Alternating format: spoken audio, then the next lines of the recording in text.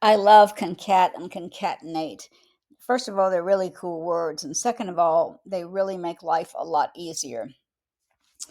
You've already learned about text to columns, which separates two names into two columns.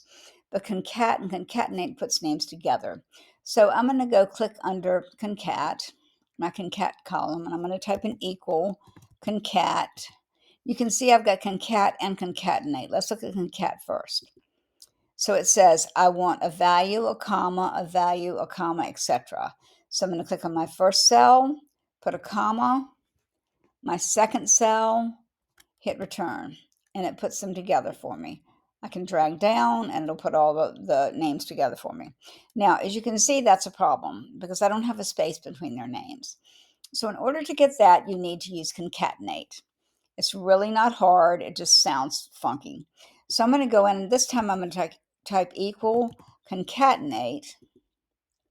I'm going to pick my first value, comma. Now, in order to put something between two values, I have to make quotation marks.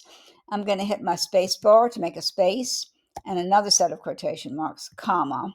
So now I've got D2, a space that between the two quotation marks, and E2. And now when I hit return, I get a space between them. I can drag them down if I want to, just like I did before. I don't have spaces. Now, you can even put things like commas. So for instance, if I say equals concatenate, and this time maybe I want last name, first name. So I'm going to pick last name, comma. I need to put a comma between them. So quotation mark, comma, quotation mark.